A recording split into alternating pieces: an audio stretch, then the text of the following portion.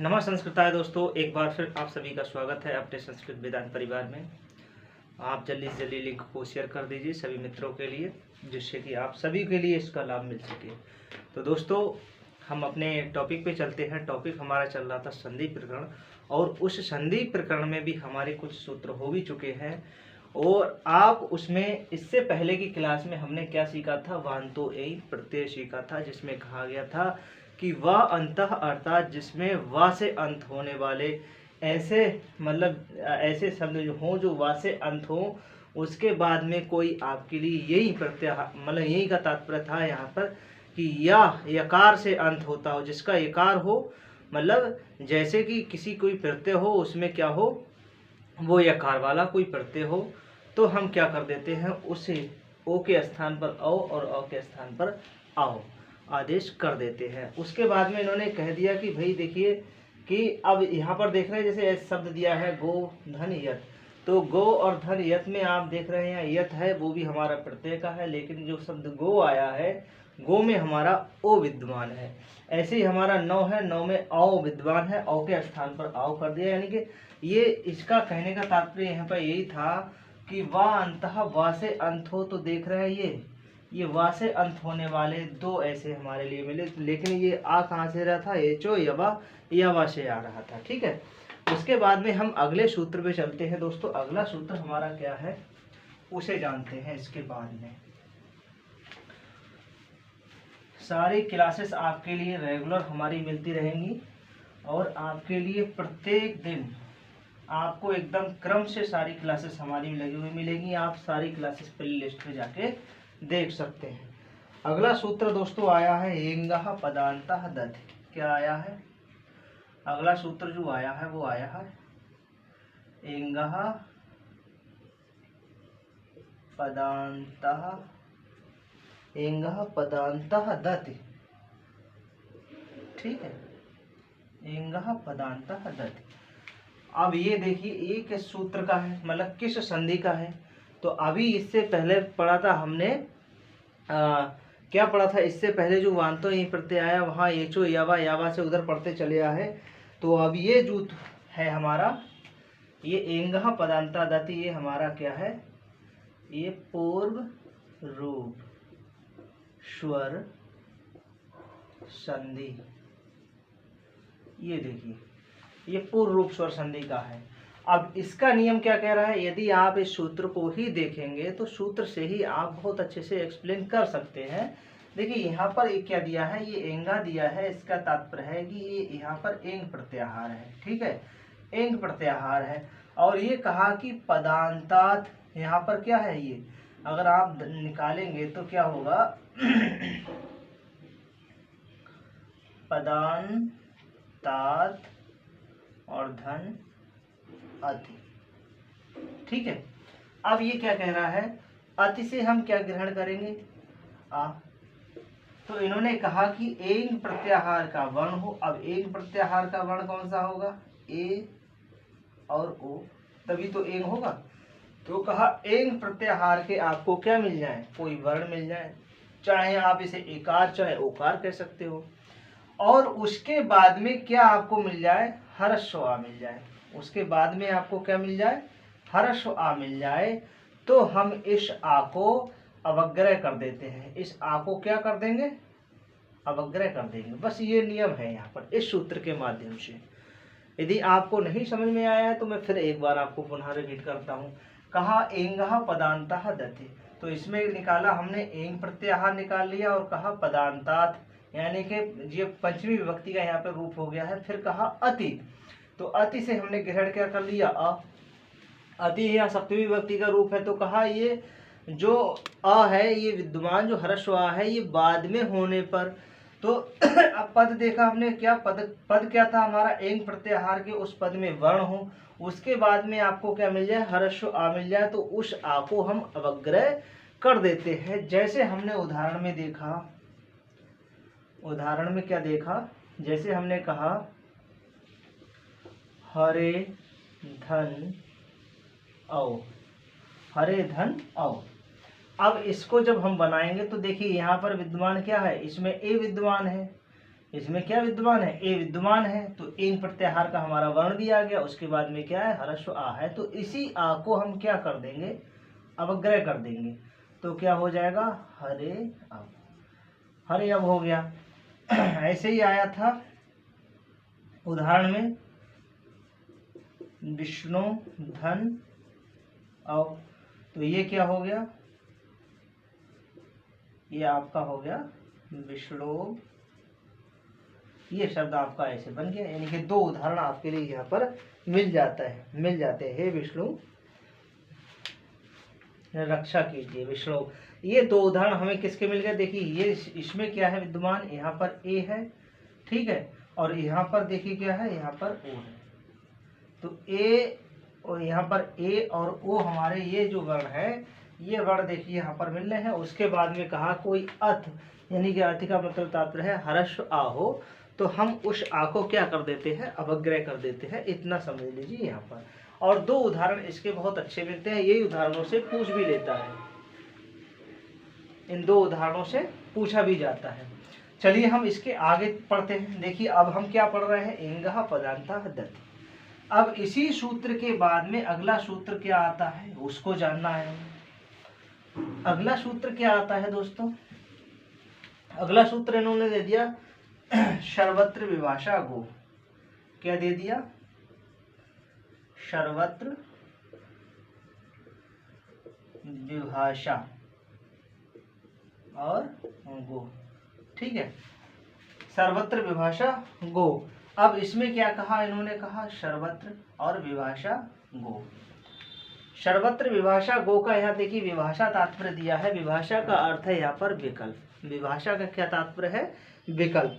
तो सर्वत्र विभाषा गो में इन्होंने कह दिया, परंतु यदि गो शब्द के आगे, यानी कि कहा इन्होंने यदि गो शब्द के आगे आपको क्या मिल जाए, आ जाए, यदि गो शब्द के आगे आपको आ जाए तो विकल्प से आप वहां पर कर सकते हैं, वहां पर आप विकल्प से कर सकते हैं, यानी कि प्रकृति भाव हो जाएगा एक प्रकार से। विभाषा का तात्पर्य यहाँ से क्या है, ये विकल्प है, और विकल्प जहाँ होगा तो वहां पर आप देख सकते हैं कि वहां पर आप प्रकृति भाव भी कर सकते हैं। तो अब जैसे इन्होंने कह दिया सर्वत्र विभाषा गो, इस गो को देखिए, इन्होंने कहा कि गो के बाद में आपको मिल जाए, अभी क्या मिल रहा था, हर्ष एंग प्रत्याहार के वर्णों के बाद मिल रहा था, अब इन्होंने कह दिया गो के बाद।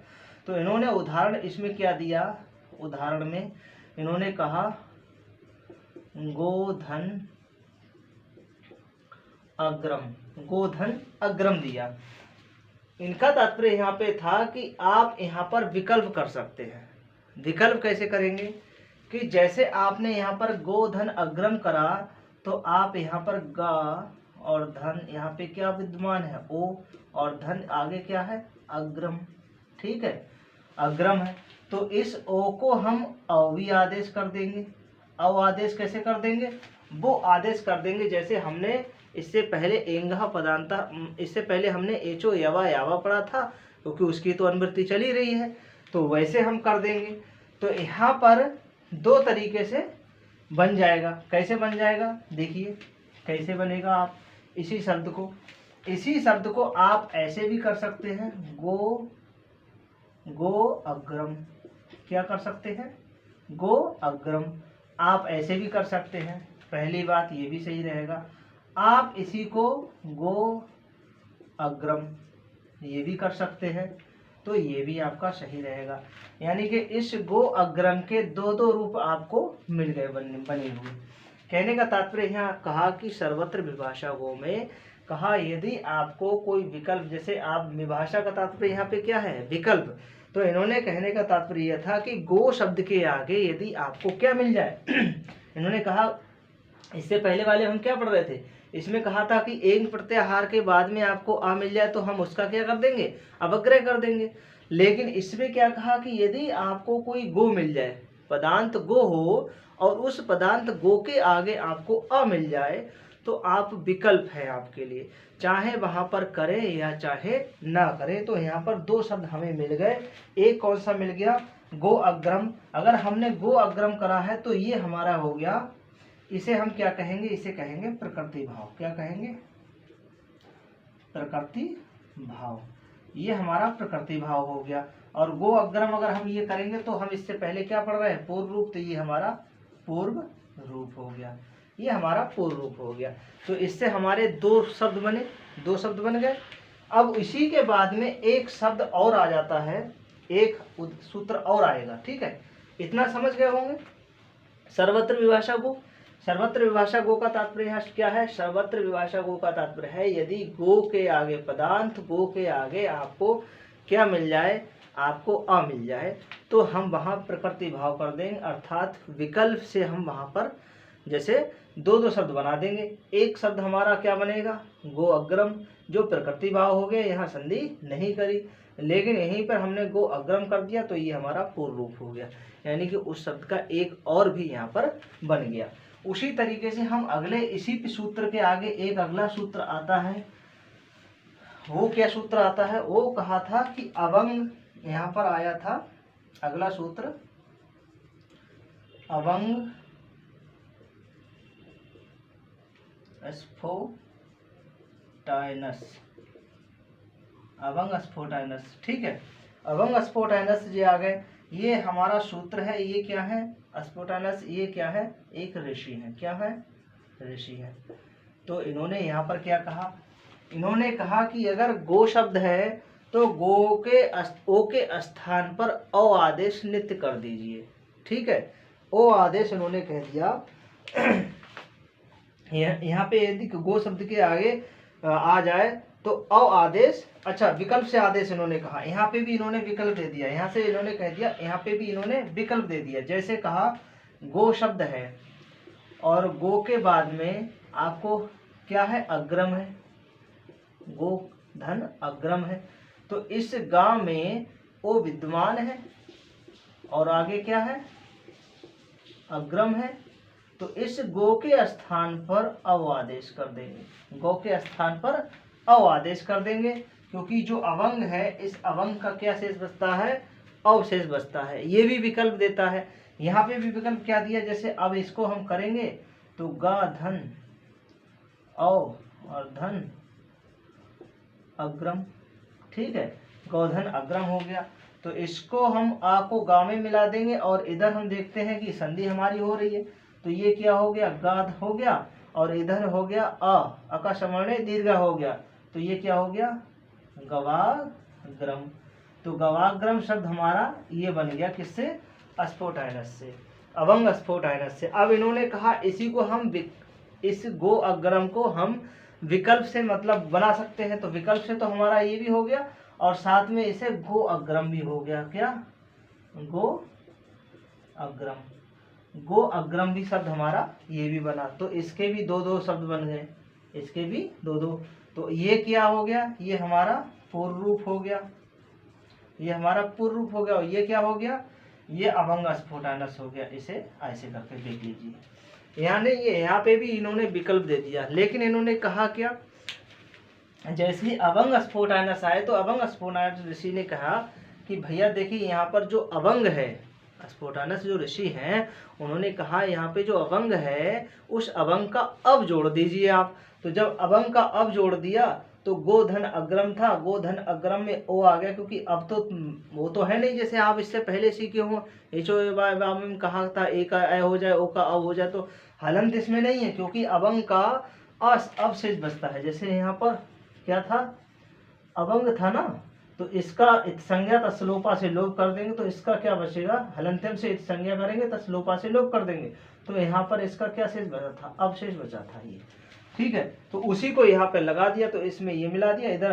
का समणे दीर्घ कर दिया, तो ये शब्द बन गया गवाग्रम। इसी के आगे एक सूत्र और आ जाता है ये 3-4 सूत्र एक साथ सीखना बहुत जरूरी है। उसके बाद में अगला सूत्र यहीं पे आता है, फिर मैं आपके लिए उदाहरण हटाता हूँ, ठीक है, उदाहरण हटा देता हूँ।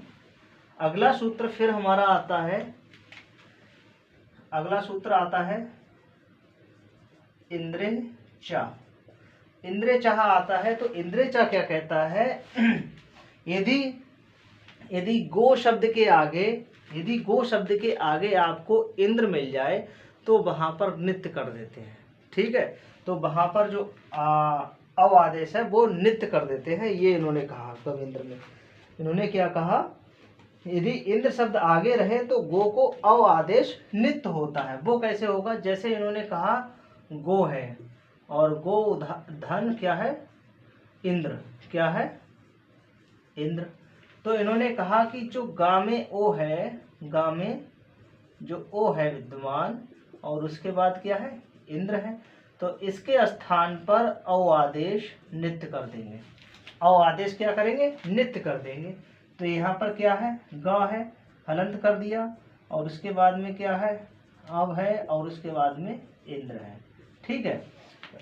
अब इसको इसमें मिला देंगे तो क्या हो गया, ये ग हो गया और यहाँ पर देखिए संधि हो गई, आ और ई मिलके ए हो गया, तो गवेंद्र शब्द यहाँ पर बन गया। अगर विसर्ग लगा देना, गवेंद्र शब्द बनाना है तो ये गवेंद्र शब्द बना। अब आपसे पूछा जाएगा कि गवेंद्र शब्द जो है किस सूत्र का है, तो आप बताएंगे गवेंद्र शब्द हमारा बना है इंद्रिय चा से। लेकिन यहाँ पे अगर संधि देखेंगे गवेंद्र में तो हमारी आ और ई मिलके ए हो रहा है, अर्थात गुण संधि यहाँ पर लास्ट में गुणी संधि निकल रही, आ और ई मिलके ए हो गया। तो यहाँ पर गुण संधि का या कहेंगे गुण संधि का यहाँ पर अपवाद भी कह सकते हैं कि यहाँ पर गुण संधि का हुई है। लेकिन यहाँ पर किस सूत्र से बनेगा, इंद्रिय चा से बनेगा। होगा क्या, शब्द कैसे बनेगा, गोधन इंद्रा, यानी कि जो इंद्रिय चा है वो कहता है यदि गो के बाद में यदि आपको इंद्र शब्द मिल जाए तो वहाँ पर ओ, जो गो में ओ विद्यमान है उस ओ को हम नित्य आदेश कर देंगे औ। ये हमारा आज का रहा। कितने सूत्र आज हमने सीखे, इंगा पदांता दत्त, सर्वत्र विभाषा गो, अभंग स्फोटानस और इंद्रिय चा। आज हमने इन 4 सूत्रों को देखा है। चारों सूत्रों के हमने दोस्तों उदाहरण भी देखे हैं। इसी तरीके से अगर आप सारी क्लासेस हमारी देखना चाहते हैं तो सभी प्लेलिस्ट पे पड़ी हुई है। अगर नियमबद्ध, क्योंकि ये बाबूराम सक्सेना के द्वारा पढ़ाया जा रहा है, ये आपके टीजीटी, पीजीटी, यूजीसी सभी में आपके लिए हेल्पफुल होगा। ऐसा नहीं केवल यूपी टीईटी के ही लिए हो। ठीक है, तो आज तक के लिए बस इतना ही रखते हैं। नेक्स्ट वीडियो में फिर मिलेंगे, तब तक के लिए नमः संस्कृत।